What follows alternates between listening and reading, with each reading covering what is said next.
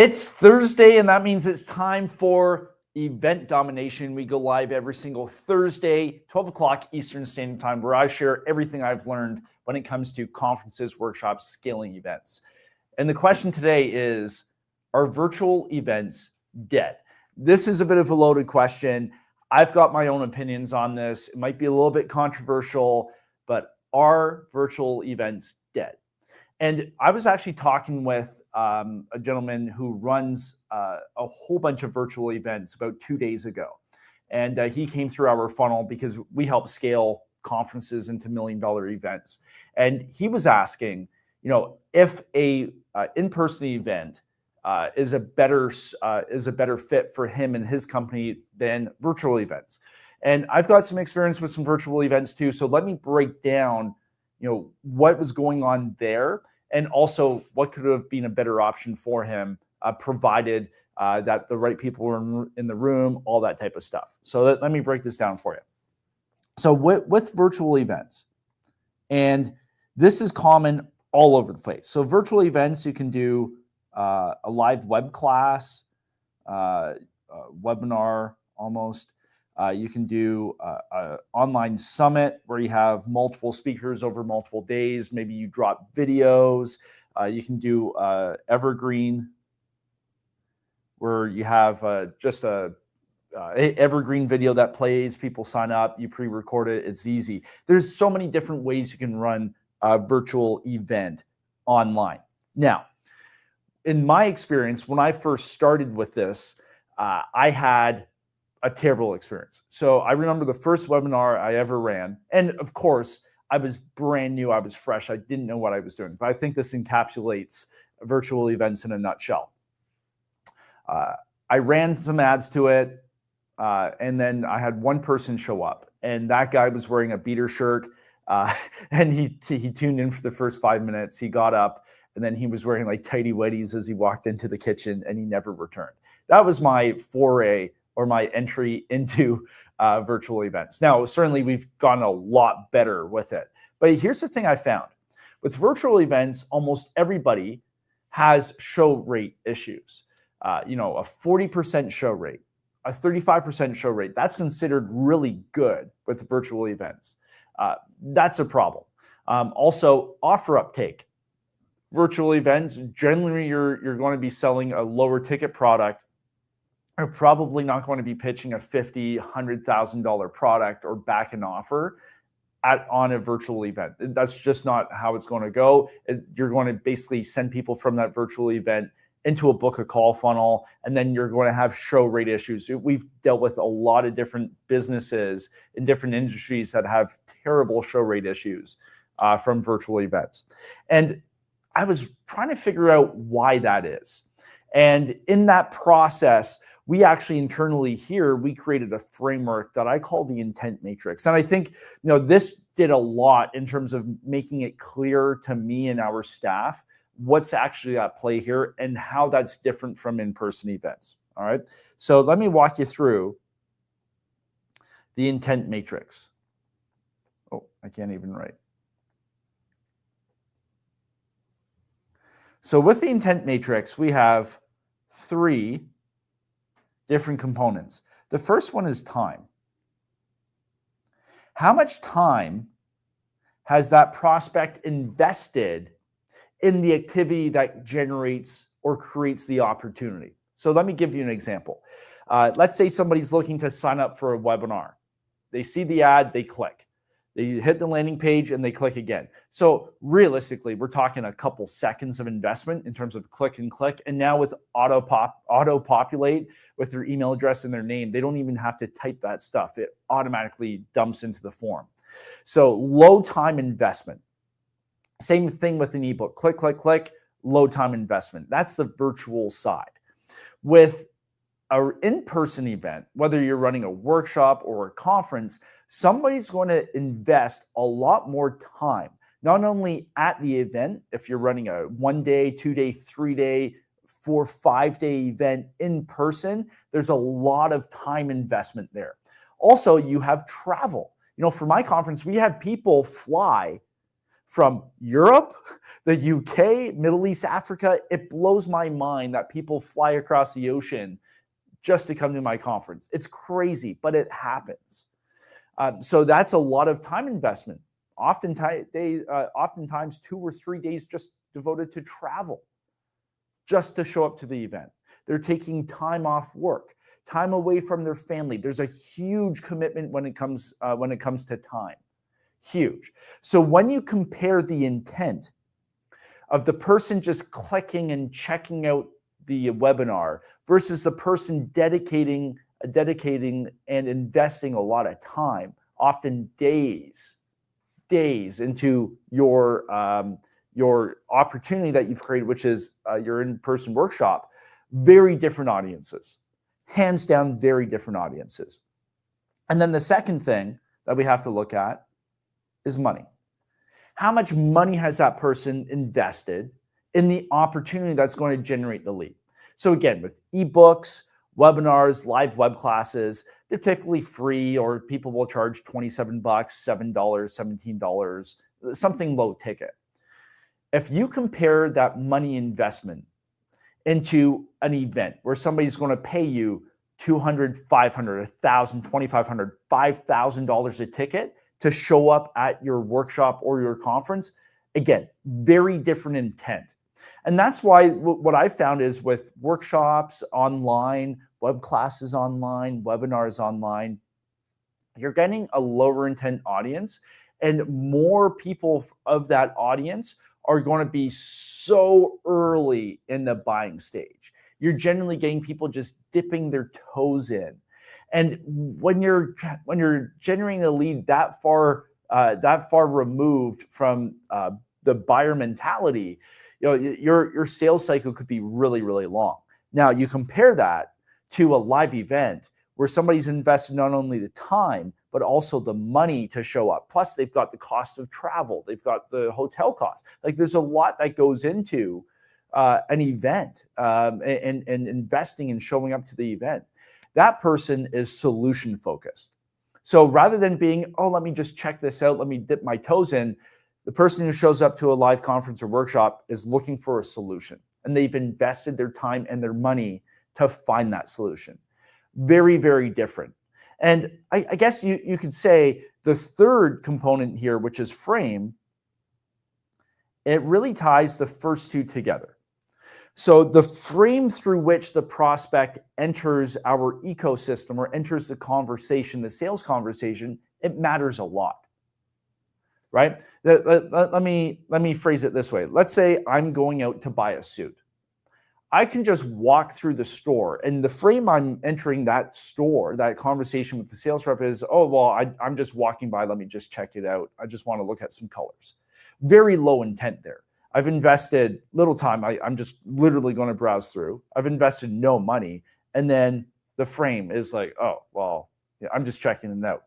Versus, let's say I'm booking a one-on-one consultation with a bespoke tailor.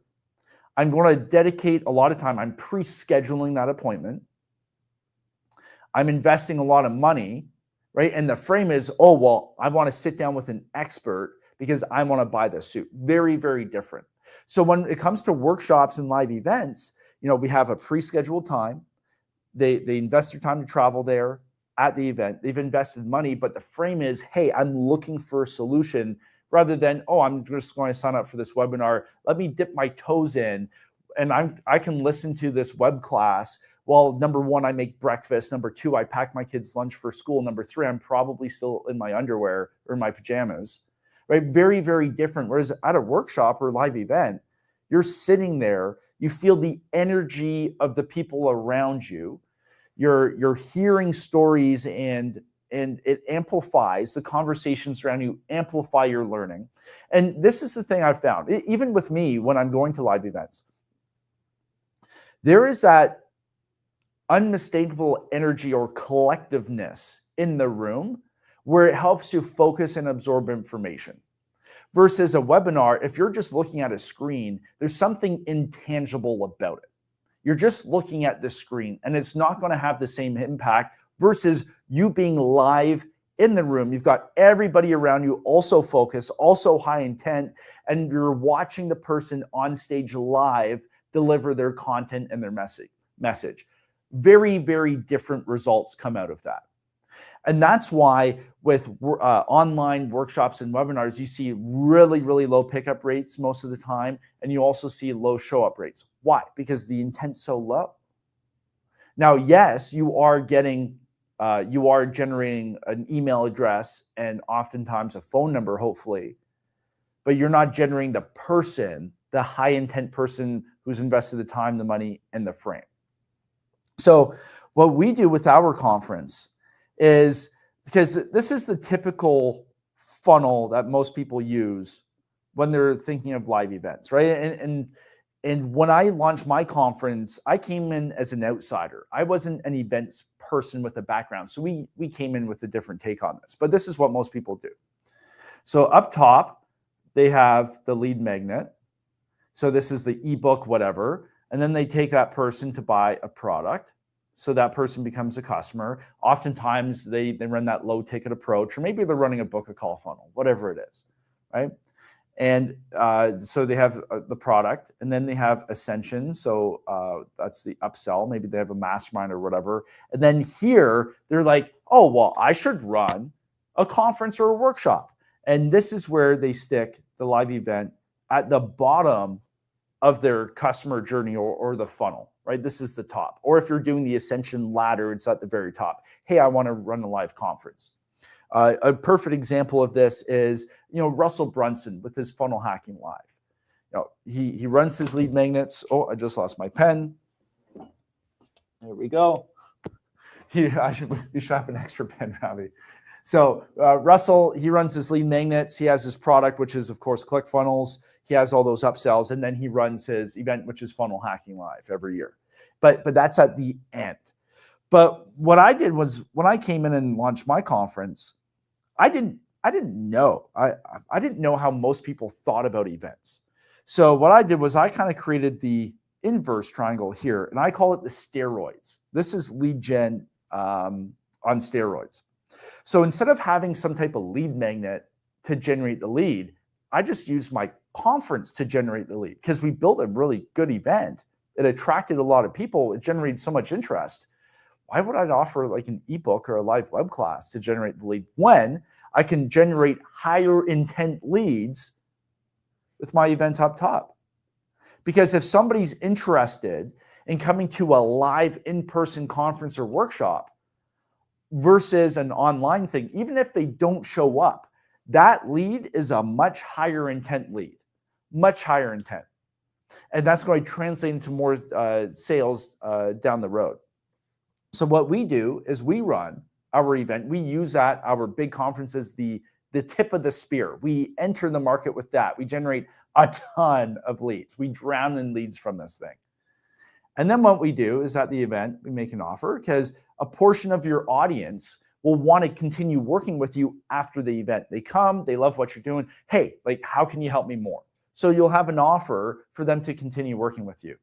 Now, what we do after that is we run these workshops or mini events throughout the year, because in your large event, you've got, like, let's call this the umbrella.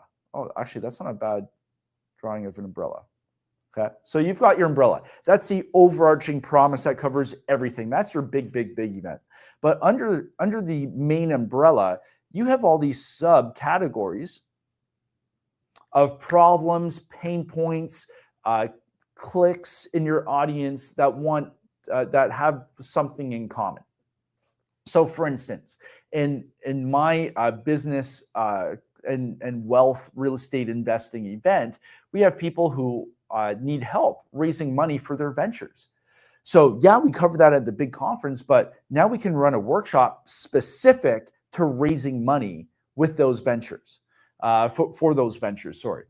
So that gives us an opportunity to have these follow-up events, these follow-up workshops, these mini conferences throughout the year to take advantage, well, not necessarily take, well, number one, to take advantage of all the leads, because what happens is some people, they'll come into this funnel, they won't convert on the big event, but now you can go back to them based on what you learned in qualification and offer them a ticket an opportunity to buy a ticket to a workshop or a mini conference because maybe they're looking for that one specific thing. So it's a bit of a flywheel effect because what happens is you generate a massive amount of leads for your live event. You make that offer. You have all these workshops. Now you use those workshops to convert that pool of leads that didn't convert with your big event.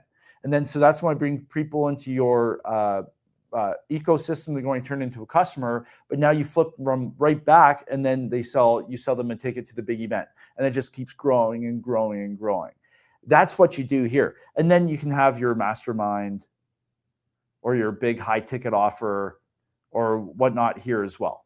But this is our steroid inverted funnel that we use, and it works really, really well. And one of the issues we have, especially when it's conference season, is we generate too many leads. And that problem is just as dangerous as not generating enough. It's a unique problem, and I was not prepared for it. So a lot of times, like we're working with an event right now where they're trying to sell they're trying to use a webinar and ebooks to generate the interest. No, you've already planned this mega event. Just use the event as a lead magnet. It's going to work so much better and generate higher intent leads for you. Okay, that's the secret.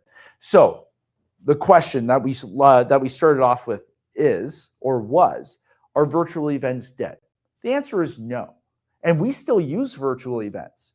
But if I'm looking to generate the highest quality pool of potential customers I have, I'm going to run a live event, not a virtual event. Because it's true. You put even 100 of your ideal customers in the room, 100. They've invested the time. They've invested the money. They're entering the conversation through the right frame. And they're sitting bums in seats in the same room as you. And you go up and you do your thing. That is the single best, most profitable audience you will ever be in front of for your business. Hands down. Hands down. You can take a webinar audience and turn that same audience into an in-person audience. It will outperform by a factor of a shit ton. There's no mistaking it. So going back to my conversation with this gentleman a couple days ago, we were talking and he was listing out all of the things they didn't like about their webinar. They have a high ticket offer. They work with a very specific audience, which is a good audience, but they were struggling with their webinar. The show up rate wasn't there. The pickup in terms of the offer on the webinar wasn't there. And the offer was good. We went through it. The offer was good. What was missing is, it's just the intent of the audience. Everybody's dipping their toes in here. If he ran the same thing over a 2-day workshop, very, very different. And at a live workshop, live event, you can see conversion rates of 20, 25, 30% even with a high ticket offer. We just had a client do multiple millions of dollars at their event. Multi-million-dollar day. Insane. You can do some, like the top 0.0001% of online marketers, can they do that same thing with live events? Yeah, for sure. But you're not Tony Robbins and you're not Alex Hormozi, right? You have to stack the deck in your favor. And what's going to work is making sure you have the right people in the room, the high intent audience. We have a question, Robbie? We have a question from Aqua Dogs Canada. Okay. I want to propose my event to a show that's building popularity again, but need that audience pull. Who would help bring my event idea to them? Would Seth be interested in a rev share to accomplish this? Yeah, so how do you pitch your idea for an event? There's a lot of things that go into this, right? So I remember when I launched my event, and I needed to get everybody on board with it. I look at the 3 S's. Okay, so this is the 3S formula. You're going to focus on 3 things: speakers, sponsors, and spectators. So the question is, who are the speakers who are going to attract a cold audience who have no idea who you are, right? You have to dial in your speakers. Then it's sponsors. Well, who are the sponsors who will pay a premium to tap into that audience? And then spectators. Once you figure out the first two, then you worry about the bums and seats. So if you're pitching an event idea, if you're trying to pitch an event, a conference, a workshop, you have to understand and have this dialed in. Speakers, sponsors, spectators. Because if you can't answer these questions, how are you going to get those speakers? How are you going to get those sponsors? How are you going to get those spectators? It's not going to come to fruition. You have to nail this foundational piece. All right. So when we're talking about making money, especially if you have a high ticket offer, what's a high ticket offer? $5,000, $10,000, $15,000, even $45,000, $100,000, depending on your industry. You want to stack the deck in your favor. You have to put yourself in front of the right people. And the right people for that high ticket offer are people who are willing and able to invest, who are seeking solutions, who have invested time and money and who are entering the right conversation. A webinar, you're not going to generate that type of audience. In person, you definitely will. You definitely will. And that's the difference. So are live events dead? The question is, are virtual events dead? No, they're not dead. Do they have a time and a place? Yes, but if you are looking to maximize your conversion rates and your energy and focus it on the right people, hands down, live workshop, live conference, that's the way to do it. All right. So I hope this was helpful. So if you're selling high ticket products, you got to think about launching your conference. If you're already running conferences and workshops and you need help scaling this thing, building it into $1 million event, go to theconferenceaccelerator.com, book a call with my team. We'll walk through your challenges. We'll walk through your goals, what's stopping you from growing, what's stopping you from turning this thing into a $1 million event or multi-million-dollar event. We'll figure that out, and then we'll come up with a game plan for you. Okay, so hopefully this was useful. You got some value out of it, and I'll see you guys next Thursday for Event Domination. See you then.